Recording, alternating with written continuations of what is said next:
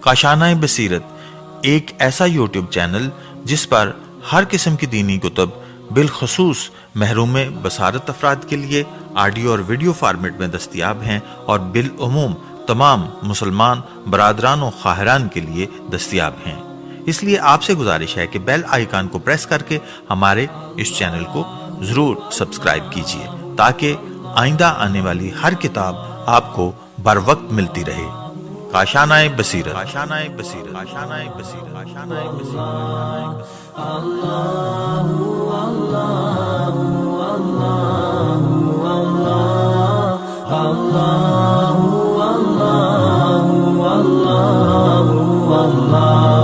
السلام علیکم ورحمۃ اللہ وبرکاتہ۔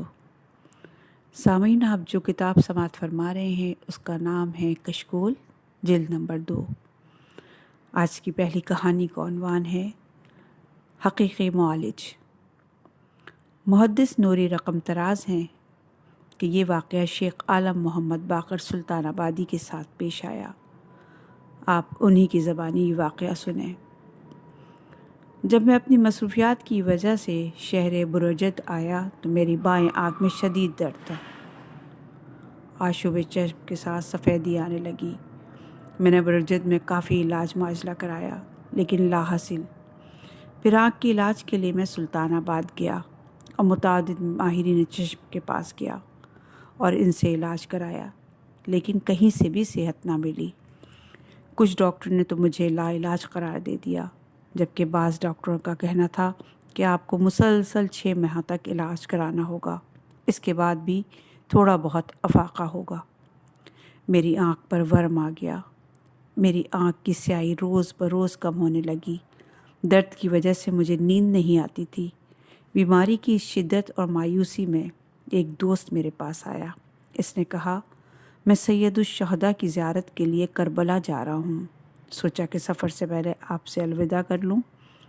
اس وقت میرے دل میں ایک عجیب خیال پیدا ہوا کہ میں کب تک درد و رنج اٹھاتا رہوں، اس کی بجائے حقیقی معالج امام حسین کی زیارت کے لیے چلا جاؤں۔ میں اپنے معالج کے پاس گیا تاکہ مجھے سفر کی اجازت دے دے۔ میرے ڈاکٹر نے کہا، اس حالت میں سفر تمہارے لیے انتہائی مضر ہے۔ اگر تم نے سفر کیا تو کربلا پہنچنے سے پہلے ہی تم اندھے ہو جاؤ گے۔ میں نے اس کے مشورے کو کوئی اہمیت نہ دی۔ میرے تمام دوست اور خیر خواہ جس نے بھی میرے متعلق سنا تو انہوں نے مجھے سختی سے منع کیا اور کہا سفر تمہارے لیے نقصان دہ ہوگا۔ میں نے دوستوں سے کہا، جب مرنا ہی ہے تو راہ کربلا میں کیوں نہ مروں۔ بہرحال میں اس قافلے کے ساتھ چل پڑا۔ جب ہم پہلی منزل پر پہنچے تو میری آنکھ کے درد میں اضافہ ہو گیا۔ بعض دوستوں نے مجھے مشورہ دیا کہ اب بھی وقت ہے، آپ واپس چلے جائیں۔ پورے قافلے میں صرف ایک شخص تھا جو قدم قدم پر میری حوصلہ افزائی کرتا تھا۔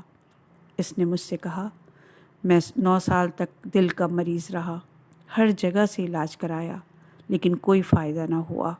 آخرکار میں امام حسین کو معالج حقیقی سمجھ کر کربلا آ گیا۔ حرم اطہر میں اپنی شفا یابی کے لیے دعا مانگی۔ اللہ کا شکر ہے، اس نے مجھے تکلیف اور مشقت کے بغیر صحت عطا کی۔ بس خالق باری پر توکل کرو۔ اس کی باتوں سے مجھے کافی سہارا ملا۔ میں نے واپس جانے سے انکار کر دیا۔ جب ہم دوسری منزل پر پہنچے تو درد کی شدت میں اتنا اضافہ ہوا کہ میں ساری رات درد سے تڑپتا رہا۔ نیند اچاٹ ہو گئی۔ رات کے پچھلے پہر مجھے سکون سا محسوس ہوا اور میری آنکھ لگ گئی۔ عالم خواب میں مجھے بی بی زینب سلام اللہ کی زیارت ہوئی۔ بی بی نے اپنے چادر کا پلو میرے بائیں آنکھ سے لگایا۔ اس کے بعد جب میں نیند سے بیدار ہوا تو میں نے محسوس کیا کہ درد کا نام و نشان تک نہیں ہے۔ البتہ میں نے ڈر کی وجہ سے اپنی آنکھ پر پڑی ہوئی پٹی کو ہٹانا مناسب نہ سمجھا۔ میں نے اپنے دوستوں سے کہا، اب میں درد محسوس نہیں کر رہا، لیکن کسی نے اس بات کا اعتبار نہیں کیا۔ ہم نے سفر شروع کر دیا۔ کافی دیر سفر کرنے کے بعد میں نے پٹی کو ہٹایا تو مجھے ہر چیز صاف دکھائی دے رہی تھی۔ میری دونوں آنکھیں برابر کام کر رہی تھیں۔ میں نے فرط مسرت سے چیخ کر قافلے والوں سے کہا، دوستو آؤ میری آنکھوں کو دیکھو۔ تمام قافلے والے آئے اور انہوں نے بڑی توجہ سے میری آنکھوں کا معائنہ کیا اور مجھ سے کہا، تمہاری کون سی آنکھ خراب تھی؟ میں نے بتایا میری بائیں آنکھ خراب تھی اور وہ ورم کر چکی تھی اور سیاہ قرنیہ روز بروز کم ہو رہا تھا۔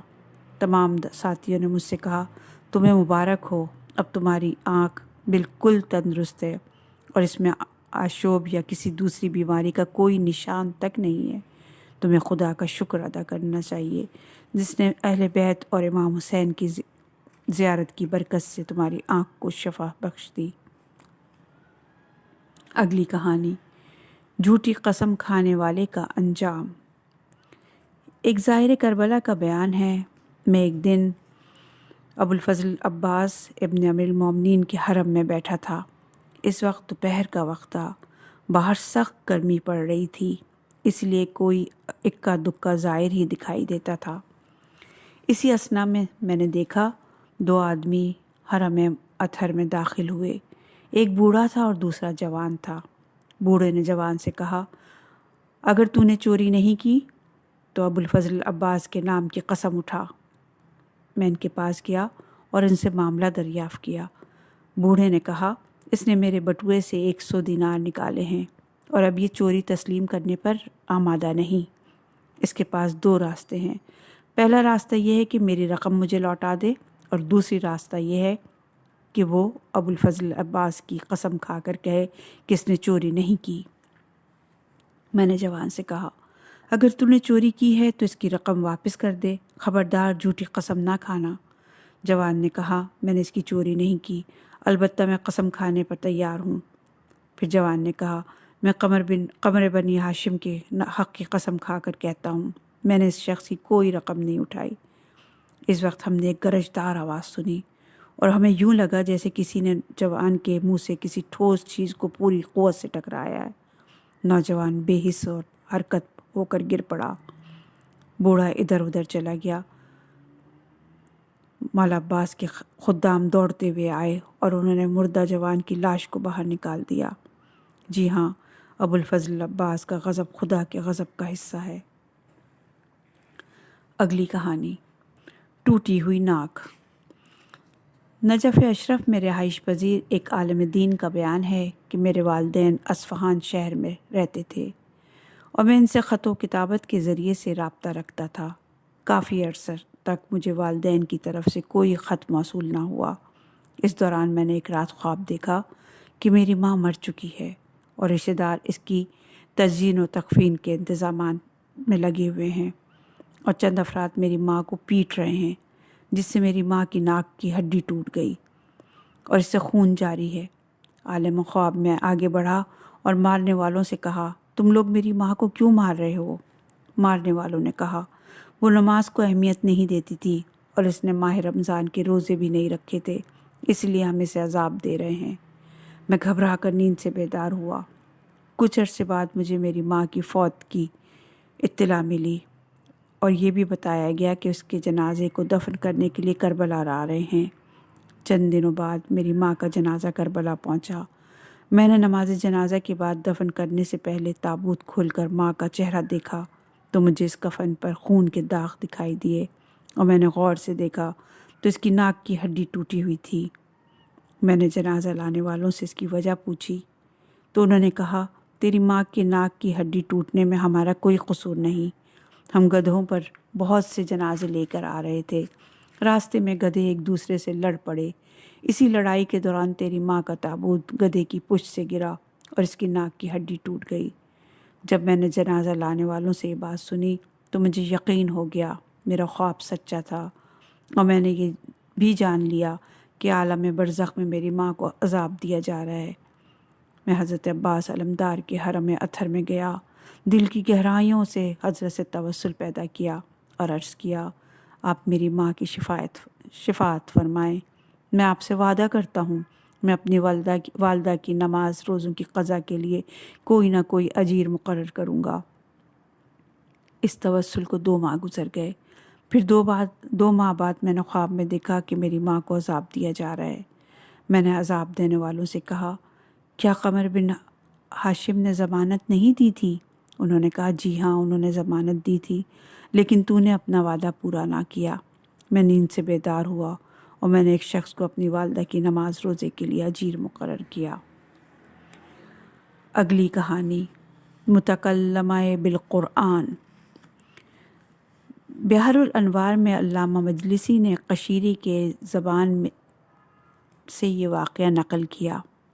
قشیری بیان کرتے ہیں کہ ایک مرتبہ میں حج کے لیے جا رہا تھا، قافلے سے بچھڑ گیا۔ مجھے ایک خاتون صحرا میں دکھائی دیں، وہ بھی میری طرح سے قافلے سے بچھڑی ہوئی تھی۔ قشیری: خاتون آپ کون ہیں؟ بجائے اس کہ خاتون مجھے جواب دیتی، انہوں نے مجھے اسلامی تعلیمات کی طرف سے توجہ دلاتے ہوئے گفتگو سے پہلے سلام کرنا چاہیے میرے سامنے یہ آیت پڑھی، سورہ انعام کی آیت نمبر 54۔ جب تمہارے پاس ہماری آیات پر ایمان رکھنے والے آئیں تو آپ انہیں السلام علیکم کہیں۔ قشیری: سلام کرنے کے بعد آپ کہاں جا رہی ہیں؟ خاتون نے آل عمران کی آیت نمبر 97 پڑھی۔ ترجمہ: جسے استطاعت ہو اسے خدا کی رضا کے لیے حج کرنا چاہیے۔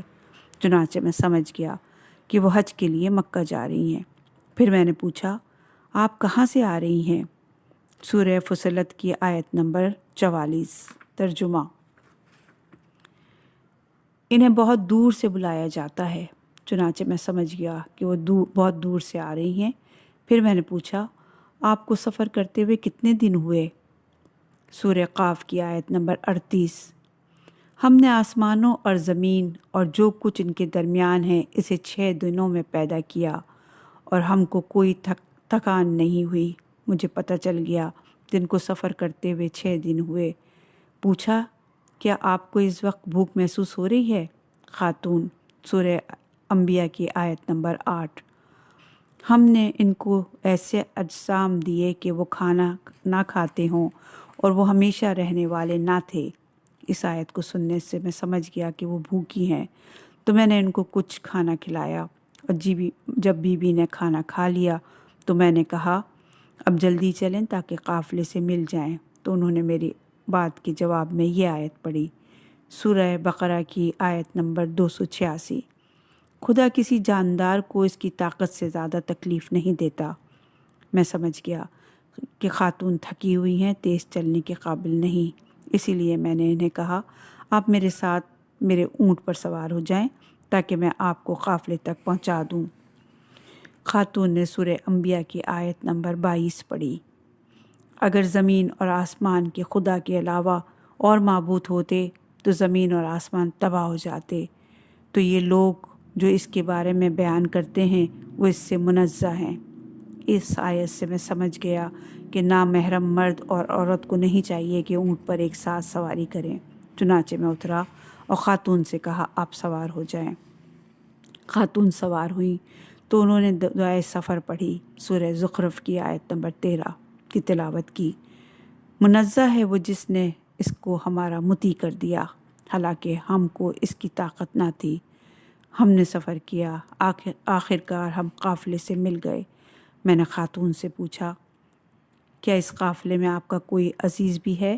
جواب میں خاتون نے 4 آیات پڑھی، سورہ سعد کی آیت نمبر 26، سورہ قصص کی آیت نمبر 30، سورہ مریم کی آیت نمبر 12 اور سورہ آل عمران کی آیت نمبر 144۔ پہلی آیت: جب میں نے یہ نام سنے تو میں نے داؤد، موسیٰ، یحییٰ اور محمد کے نام کی صدا دی۔ میری صدا سن کر 4 جوان میرے پاس آئے، انہوں نے ہمیں سلام کیا۔ خاتون نے ان سے فرمایا، سورہ قصص کی آیت نمبر 26، اسے اجرت دیں کہ جن کو بھی آپ اجرت پر رکھیں وہ قوی اور امین ہوں۔ جوانوں نے مجھے کچھ اجرت دی۔ خاتون کی نظر میں وہ اجرت کم تھی، اس لیے انہوں نے فوراً یہ آیت پڑھی، سورہ آل عمران کی آیت نمبر 34۔ اللہ نیکی کرنے والوں کو پسند کرتا ہے۔ اس طرح سے اس خاتون نے جوانوں کو یہ پیغام دیا کہ اس شخص نے مجھ سے نیکی کی ہے، لہٰذا اسے کچھ اور اجرت ملنی چاہیے۔ جوانوں نے مجھے کچھ اور اجرت دی۔ میں نے جوانوں سے پوچھا یہ خاتون تمہاری کیا لگتی ہیں؟ جوانوں نے کہا یہ ہماری ماں ہیں۔ میں نے کہا مجھے اپنی والدہ کا تفصیلی تعارف کراؤ۔ جوانوں نے کہا یہ ہماری والدہ بی بی فضہ ہیں جو بی فاطمۃ الزہرا علیہ السلام کی کنیز ہیں۔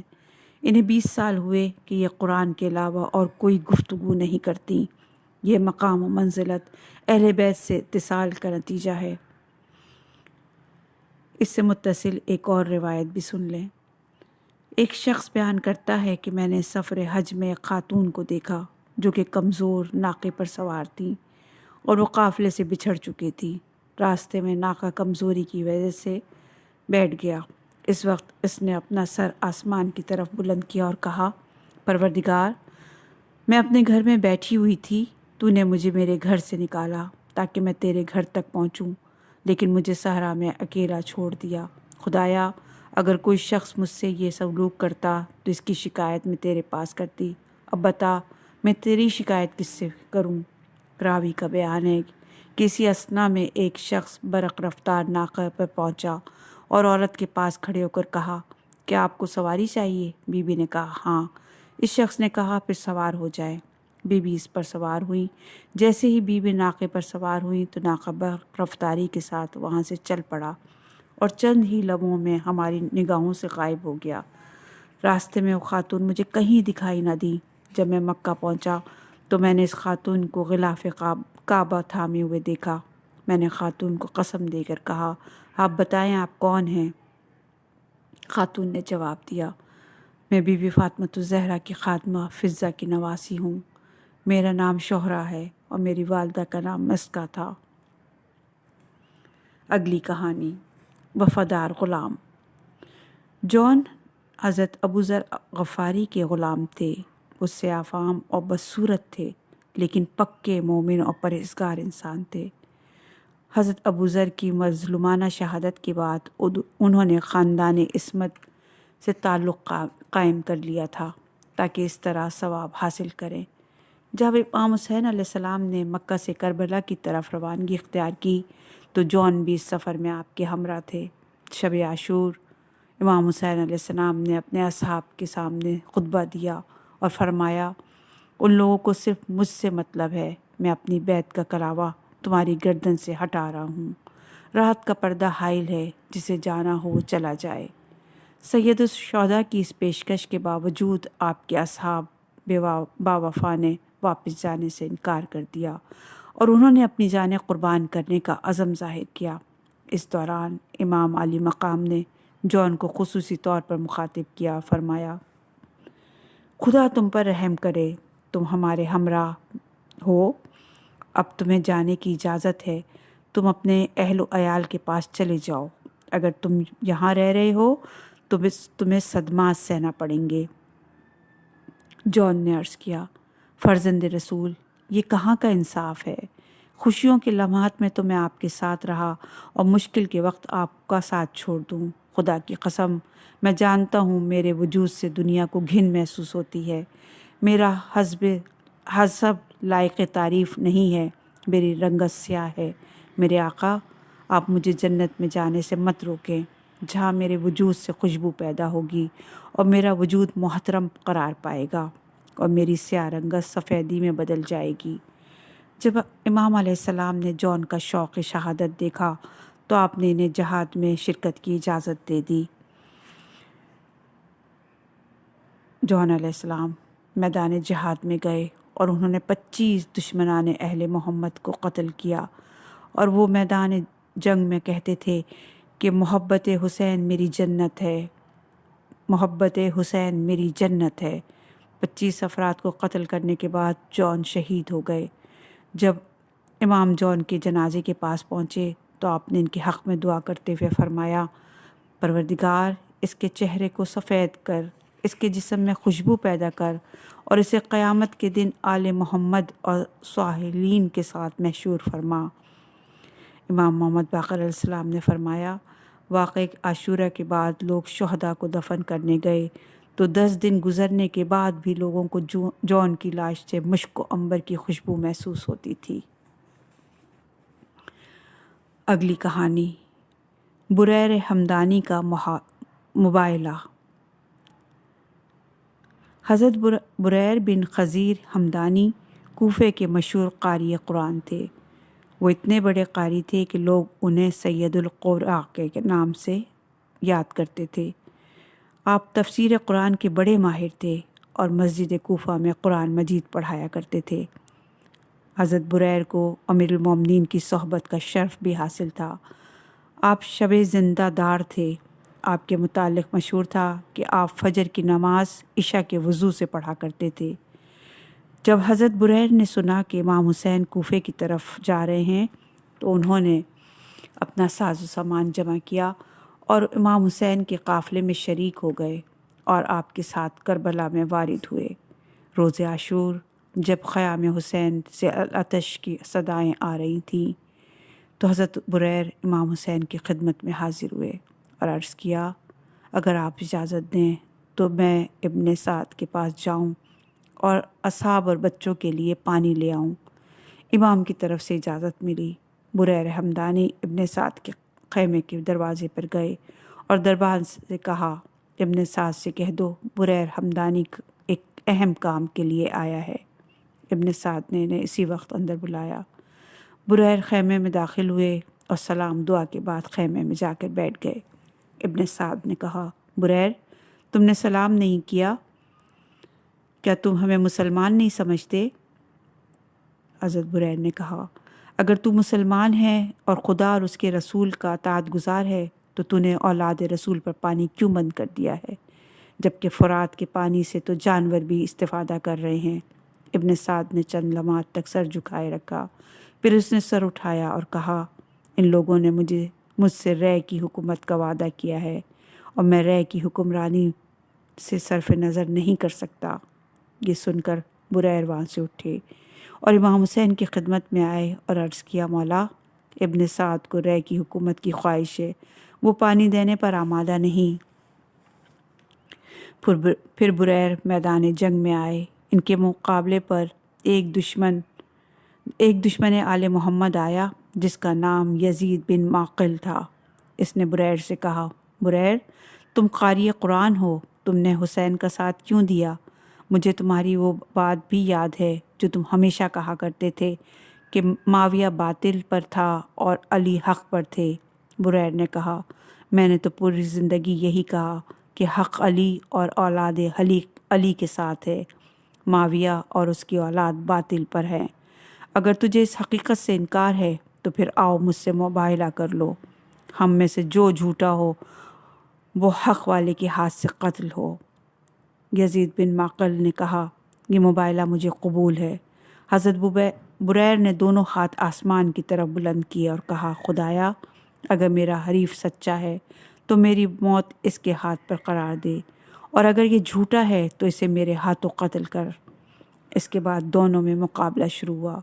بریر نے یزید بن معقل کے سر پر تلوار کا ایسا وار کیا جس نے اس کے سر کو کاٹتے ہوئے اس دھڑ کو 2 حصوں میں تقسیم کر دیا، اور یوں ایک جھوٹا شخص واصل جہنم ہوا اور ایک اہل حق کو فتح نصیب ہوئی۔ اگلی کہانی، ایثار و قربانی کے مجسمے۔ شہدائے کربلا کے متعلق مشہور ہے کہ ان کی تعداد 72 تھی، لیکن مورخین بیان کرتے ہیں کہ جب امام حسین زمین کربلا پہ وارد ہوئے تھے تو آپ کے ساتھ 500 سے لے کر 1000 تک افراد موجود تھے۔ ان کی اکثریت نے 9 محرم کی شب کو امام کو چھوڑ دیا۔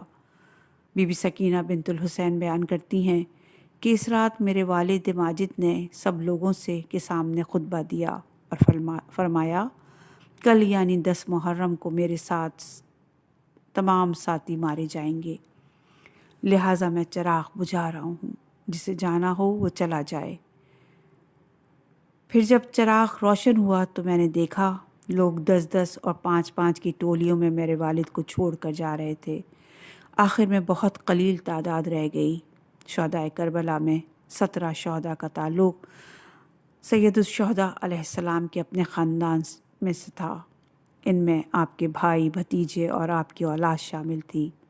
32 شہداء وہ ہیں جو دشمن کے فوج سے جدا ہو کر آپ کے ساتھ شامل ہوئے تھے۔ اس کے علاوہ آپ کے پرانے وفادار صحابہ کی تعداد 23 افراد پر مشتمل تھی، اور یہ لوگ تھے جو اپنے دور کے محدث تھے، اور انہوں نے رسول خدا اور امیر المومنین علیہ السلام سے بہت سی احادیث نقل کی تھیں۔ سید الشہداء نے اپنے اصحاب کے متعلق فرمایا تھا، خدا کی قسم میں نے اپنے اصحاب سے کسی کے صحابہ کو افضل و وفادار نہیں پایا۔ آپ کے ان الفاظ سے یہ پیغام دیا گیا کہ آپ کے ساتھ شہید ہونے والے صحابہ بدر و احد کے شہداء سے بھی افضل تھے، اور انبیاء ما سبق کے صحابہ سے بھی افضل تھے۔ کون سا ایسا گھرانہ ہے جنہوں نے میرے گھرانے سے بڑھ کر صلہ رحمی کا حق ادا کیا ہو، اور دنیا میں ایسا کون سا بھائی ہے جو قمر بنی ہاشم کی طرح سے بھائی سے وفا کرتا ہو؟ قاسم بن حسن کی طرح سے کس کا بھتیجا ہے جو میرے فرزند علی اکبر کی طرح سے کس کا فرزند ہے جنہوں نے اپنے بھائی، اپنے چچا اور اپنے باپ کے لیے خود کو قربان کر دیا؟ اگلی کہانی اہل یقین کا ایک نمونہ۔ خراسان کا رہنے والا ایک شخص امام جعفر صادق علیہ السلام کی خدمت میں حاضر ہوا، اور اس نے کہا، مولا، آپ اہل بیت، اہل رافت اور رحمت ہیں۔ اس وقت خراسان میں 1,00,000 جنگی جوان آپ کی مدد کے لیے آمادہ و تیار ہیں۔ وہ آپ کو حکومت دلانے کی خواہش مند ہیں، مگر آپ نے بیٹ رہنے کو ہی ترجیح دی ہے، اور آپ اپنا حق حاصل کرنے کے لیے جد و جہد کرنے پر آمادہ نہیں ہیں۔ امام علیہ السلام نے بڑے دھیمے لہجے میں اسے جواب دیا، خراسانی، بیٹھ جاؤ، ہمارے پاس مددگار نہیں ہے۔ پھر امام علیہ السلام نے نوکر سے فرمایا، تندور جلاؤ۔ جب تندور اچھی طرح سے جلنے لگا تو آپ نے خراسانی سے کہا، اٹھو اور اس تندور میں بیٹھ جاؤ۔ خراسانی آپ کا فرمان سن کر پریشان ہو گیا، اور اسے اس بات کی توقع نہ تھی۔ اس نے کہا، فرزند رسول، آپ مجھے آگ کا عذاب نہ دیں، مجھے معاف کر دیں، خدا آپ کو معاف فرمائے۔ اس اثنا میں مولا کا ایک شاگرد حاضر ہوا جس کا نام ہارون مکی تھا۔ اس کے جوتے اس کے ہاتھ میں تھے۔ اس نے آپ کو دیکھا اور کہا، السلام علیکم یا رسول اللہ۔ امام علیہ السلام نے اس سلام کا جواب دیا اور اس سے فرمایا، اپنے جوتے زمین پر رکھ دو اور تندور میں جا کر بیٹھ جاؤ۔ ہارون مکی نے جلدی سے جوتے رکھے اور خود تندور میں جا کر بیٹھ گیا۔ امام علیہ السلام نے خراسان کے حالات پر خراسانی سے باتیں شروع کر دیں۔ کچھ دیر بعد آپ نے خراسانی سے فرمایا، جاؤ دیکھو تندور کے اندر کیا ہے۔ خراسانی بڑی تیزی سے تندور کی طرف گیا، اور یہ دیکھ کر اس کی حیرت کی انتہا نہ رہی کہ ہارون آگ کے شعلوں میں بڑے سکون سے بیٹھے تھے۔ بعد میں وہ صحیح سلامت حالت میں آگ سے باہر آئے اور ان دونوں کو سلام کیا۔ امام علیہ السلام نے خراسانی سے دریافت فرمایا، سناؤ تمہارے خراسان میں اس جیسے ہمارے کتنے مددگار ہیں؟ پھر امام علیہ السلام نے فرمایا، ہم جانتے ہیں کہ ہمیں کب قیام کرنا ہے۔ جب تک اس جیسے 5 مومن ہمارے پاس جمع نہیں ہوتے، اس وقت ہم باطل پر خروج نہیں کریں گے۔ اگلی کہانی مقداد فولادی دل کے مالک۔ امام محمد باقر علیہ السلام نے فرمایا، وفات رسول کے بعد صرف 3 افراد ہی حق پر پورے طور پر ثابت قدم رہے۔ وہ سلمان، ابو ذر اور مقداد تھے۔ راوی نے کہا، عمار بن یاسر کا کیا بنا تھا؟ آپ نے فرمایا، وہ حق سے تھوڑا سا منحرف ہوا تھا، لیکن بعد میں اس نے توبہ کر لی تھی اور حق سے الحاق کر لیا تھا۔ پھر آپ نے فرمایا، اگر تم کسی ایسے شخص کو معلوم کرنا چاہو کہ جس کے دل میں کبھی شک داخل نہ ہوا ہو تو وہ مقداد تھا، کہ اس کا دل فولاد کی مانند مضبوط تھا، اور سلمان تو انہوں نے دل میں سوچا بھی نہ تھا کہ امیر المومنین کے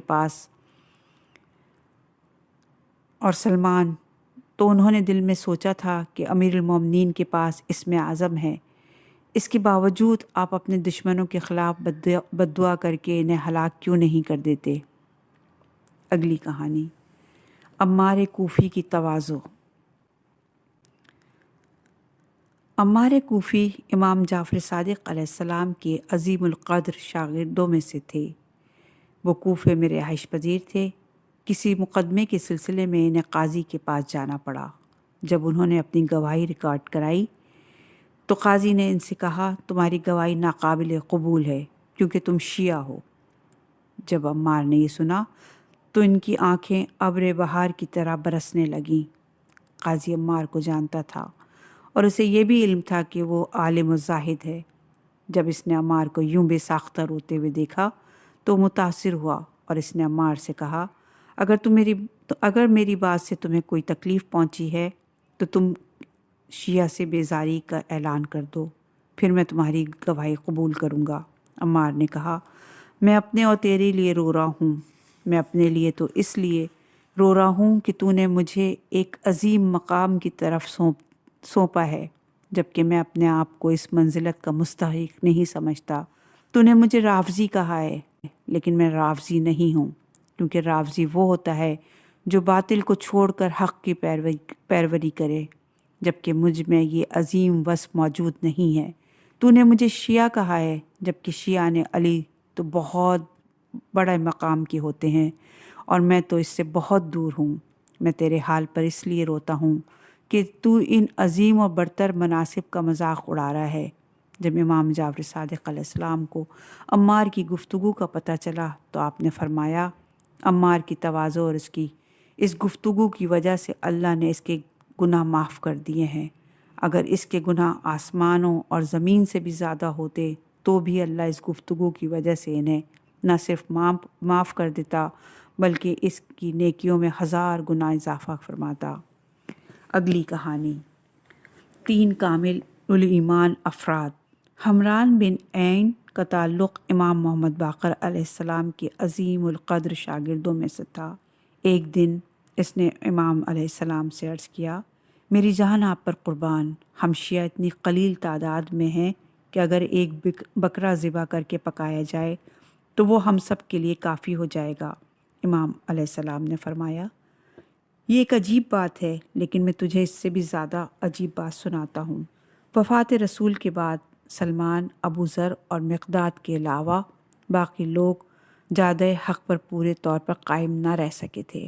حمران نے کہا مولا آپ عمار بن یاسر کے متعلق کیا فرماتے ہیں؟ امام نے فرمایا خدا کی ان پر رحمتیں ہوں، انہوں نے امام علیہ السلام کی بیعت کی تھی اور راہ حق میں شہادت پائی تھی۔ حمران نے اپنے دل میں سوچا کہ عمار کو شہادت کا درجہ ملا تھا، اسی لیے وہ سب سے اعلیٰ ترین درجے کے حامل ہیں۔ امام علیہ السلام نے اسی وقت اس کی طرف دیکھ کر فرمایا اگرچہ وہ شہید ہوئے تھے لیکن انہیں وہ مقام حاصل نہیں ہے جو ان تینوں کو حاصل تھا۔ اگلی کہانی رشید ہجری کو کوہ استقامت۔ حضرت رشید ہجری امیر المومنین علیہ السلام کے مخلص اور باوفا صحابی تھے۔ ایک مرتبہ امیر المومنین نے ان سے فرمایا میری شہادت کے بعد ابن زیاد تجھے گرفتار کرے گا اور تجھے مجھ پر سب و شتم کرنے کا حکم دے گا، اس وقت تو کیا کرے گا؟ حضرت رشید نے عرض کیا اس کا حکم ماننے سے میں موت کو گلے لگانے کو ترجیح دوں گا۔ امیر المومنین نے فرمایا اگر تو مجھے سب و شتم نہیں کرے گا تو وہ لوگ تیرے ہاتھ پاؤں اور زبان کو کاٹ دیں گے، پھر تجھے قتل کر دیں گے۔ رشید نے کہا میں راہ خدا میں صبر کروں گا۔ امیر المومنین نے فرمایا اگر تو نے صبر کیا تو پھر قیامت کے دن میرے ساتھ محشور کیا جائے گا۔ امیر المومنین کی پیشن گوئی سچی ثابت ہوئی۔ کچھ سال گزرنے کے بعد ابن زیاد کے سپاہیوں نے رشید کو گرفتار کیا اور انہیں ابن زیاد لعین کے پاس لے گئے۔ ابن زیاد نے اس سے کہا تیرے مولا نے تیرے متعلق تجھے کیا خبر دی تھی؟ رشید نے کہا میرے مولا نے مجھے بتایا تھا میرے ہاتھ پاؤں اور زبان کو قطع کر کے تو مجھے قتل کرے گا۔ ابن زیاد نے کہا میں تجھے آزاد کرتا ہوں تاکہ تیرے مولا کا جھوٹ ثابت ہو سکے، نعوذ باللہ۔ پھر اس نے رشید کی رہائی کا حکم جاری کر دیا۔ رشید جیسے ہی دارالامارہ سے باہر آئے تو کچھ خوش آمدیوں نے ابن زیاد سے کہا تو نے رشید کو رہا کر کے غلطی کی ہے، یہ علی ابن ابی طالب کا بہت بڑا مدح ہے، یہ لوگوں کو تیرے خلاف بھڑکائے گا۔ ابن زیاد نے حکم دیا کہ اسے دوبارہ گرفتار کیا جائے۔ رشید کو گرفتار کر کے لعین کے سامنے لایا گیا تو اس نے جلاد سے کہا اس کے ہاتھ پاؤں کاٹ ڈالو لیکن اس کی زبان کو رہنے دو۔ تاکہ علی کی پیشن گوئی غلط ثابت ہو سکے۔ جلاد نے اس کے ہاتھ پاؤں کاٹ دیے۔ انہیں موت و حیات کی درمیانی حالت میں ڈال دیا گیا۔ ان کی بیٹی آئی اور باپ کے اوپر نظر کی اور کہا، ابا جان، ان لوگوں نے آپ سے یہ کیسا ظالمانہ سلوک کیا؟ رشید ہجری نے فرمایا، بیٹی پریشان ہونے کی ضرورت نہیں، میں اس وقت آرام محسوس کر رہا ہوں، مجھے میرے گھر لے چلو۔ لوگ انہیں دارالعمارہ سے اٹھا کے ان کے گھر لے گئے۔ رشید ہجری نے کہا، لوگوں میں اعلان کر دو، جس کو امیر المومنین کے اسرار جاننے کا شوق ہو وہ میرے پاس آئے اور مجھ سے امیر المومنین کے اسرار اور حالات سنے۔ لوگ بڑی تعداد میں ان کے گھر میں جمع ہوئے۔ رشید لوگوں کے سامنے امیر المومنین کی حقانیت بیان کرنے لگے۔ حکومت کے رپورٹروں نے ابن زیاد کو رشید کی رپورٹ کی۔ اس لعین نے حکم جاری کیا کہ اس کی زبان کاٹ دی جائے تاکہ وہ لوگوں کو ابو تراب کے فضائل نہ سنا سکے۔ اس کے حکم پر عمل کیا گیا۔ اسی رات ان کی زندگی تمام ہوئی۔ رشید نے امیر المومنین کے ساتھ مشہور ہونے کے لیے اتنی بڑی قربانی دی اور ہمیشہ کے لیے اپنے اہل عشق کی صف میں اپنا نام لکھوا دیا۔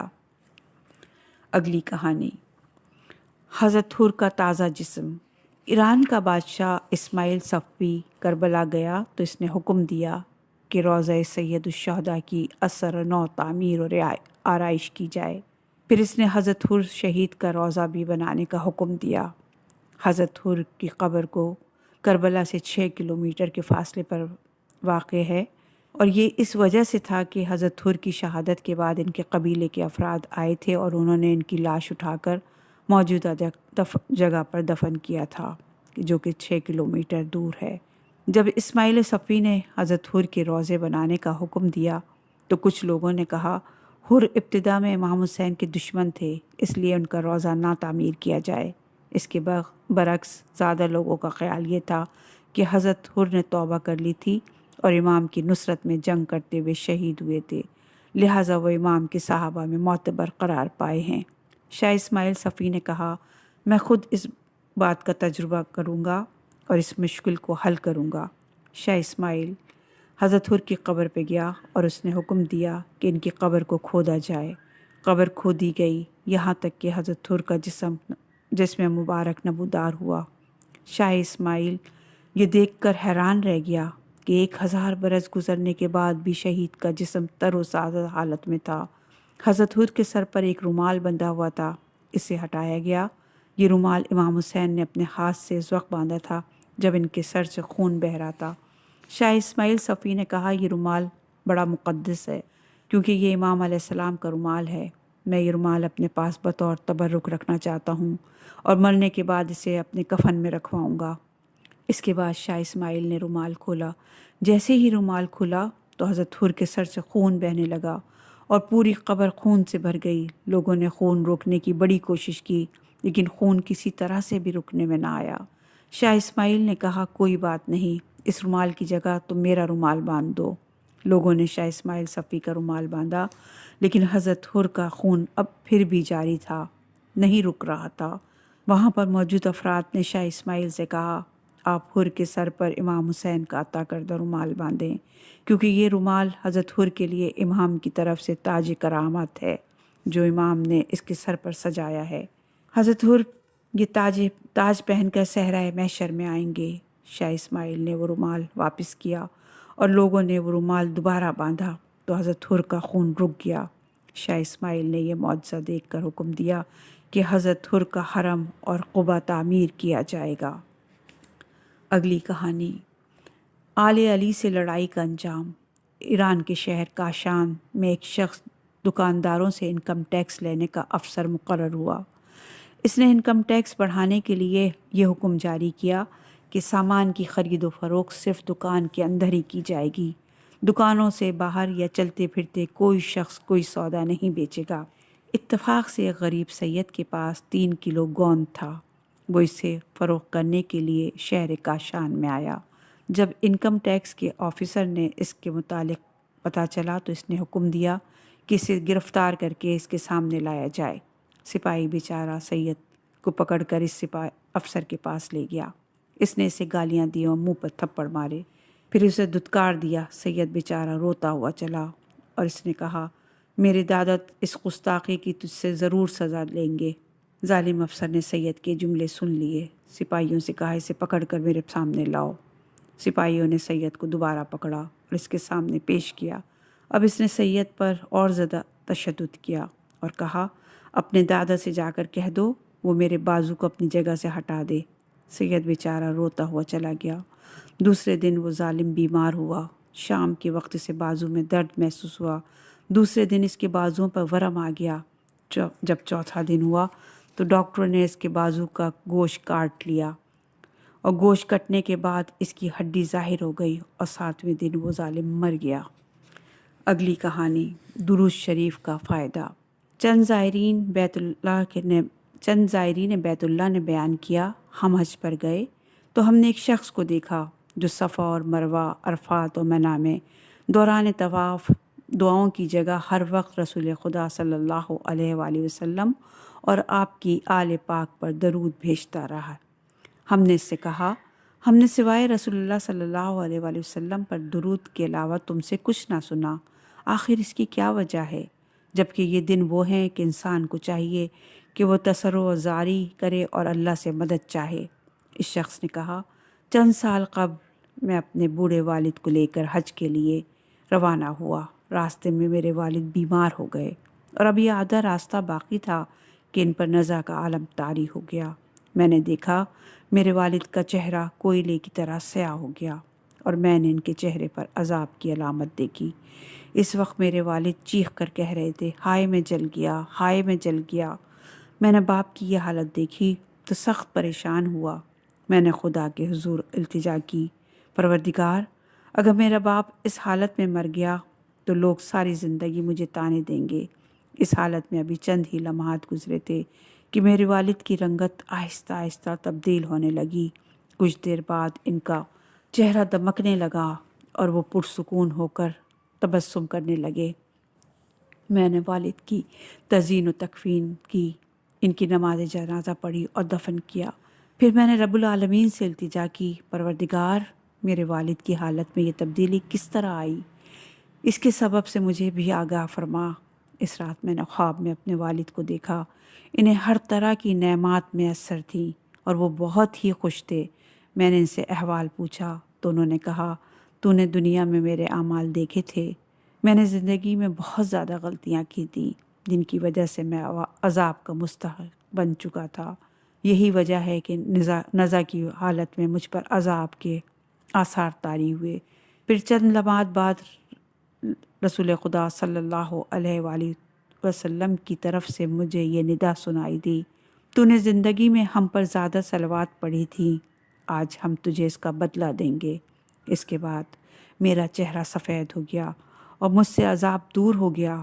میں محمد اور آل محمد پر درود پڑھنے کی وجہ سے اس وقت بہت زیادہ نعمات اور آرام و سکون میں پہنچ چکا ہوں، اور یہ تمام نعمات رسول خدا صلی اللہ علیہ وآلہ وسلم نے صلوات کے عوض مجھے عطا فرمائی ہے۔ یہ واقعہ سننے کے بعد جوان نے ہم سے کہا میں نے اس دن سے ہی طے کر لیا کہ میں ہر وقت محمد اور آل محمد پر صلوات پڑھتا رہوں گا۔ اللہم صلی علی محمد و آل محمد وعجل فرجہم۔ اگلی کہانی، قرآن کی برکت۔ دو نو مسلم مسیحی جوان مراکش کے ایک دینی مدرسے میں زیر تعلیم تھے۔ جب ان سے ان کے اسلام کا سبب پوچھا تو انہوں نے اپنی روداد یوں سنائی، چند سال قبل ہم اسپانیہ میں قید ہوئے، ہمارے ساتھ ایک عراقی مسلمان بھی قید تھا۔ وہ صبح کی نماز پڑھ کر قرآن مجید پڑھا کرتا تھا۔ اس کی آواز اتنی اچھی تھی کہ ہم اش کرتے۔ ہم عربی زبان سے ناواقف تھے، اسی لیے ہم قرآن کا مطلب سمجھنے سے قاصر تھے۔ ہم نے عربی جوان سے کہا وہ ہمیں عربی زبان سکھائے۔ جوان نے بڑی محنت سے ہمیں عربی کی تعلیم دی۔ اب ہم پورے ذوق و شوق سے عربی پڑھتے تھے۔ آخر کار ہم نے اتنی عربی پڑھ لی کہ قرآنی آیات کا تھوڑا بہت مفہوم سمجھنے لگے۔ ایک دن نوجوان نے قرآن کریم کی یہ آیت پڑھی، سورہ بقرہ کی آیت نمبر 186۔ ترجمہ، اور جب میرے بندے آپ سے میرے متعلق پوچھیں تو میں قریب ہوں، میں ہر دعا کرنے والے کی دعا قبول کرتا ہوں۔ جب ہم نے یہ آیت سنی تو ہم نے اسلام اور مسیحیت کی تعلیم کا موازنہ کیا اور دیکھا کہ مسلمان اپنے خالق سے جس وقت چاہیں باتیں کرتے ہیں اور انہیں کسی کے درمیانی واسطے کی ضرورت نہیں، جبکہ عیسائی جھوٹی شرع پر عمل کرتے ہیں اور پادری لوگوں کو یہ باور کراتے ہیں کہ کوئی شخص براہ راست خدا سے کلام نہیں کر سکتا۔ خدا سے ارتباط کے لیے ضروری ہے کہ انسان پادری کے پاس جائے اور اس کے سامنے اپنے گناہوں کا اعتراف کرے اور پادری کی خدمت میں گناہوں کی بخشش کے لیے معقول رقم جمع کرے، کیونکہ پادری خدا اور بندوں کے درمیان واسطہ ہے اور خدا تک جانے کا راستہ صرف اسی کو ہی معلوم ہے۔ ان آیات سننے سے ہم شک میں پڑ گئے اور سوچنے لگے، کیا یہ سچ ہے کہ خدا ہم سے قریب ہے اور ہم اس سے بغیر کسی درمیانی واسطے سے جو چاہیں طلب کر سکتے ہیں؟ جیل میں ایک مرتبہ ہنگامہ ہوا۔ جیل حکام نے قیدیوں کے لیے کھانا پانی بند کر دیا۔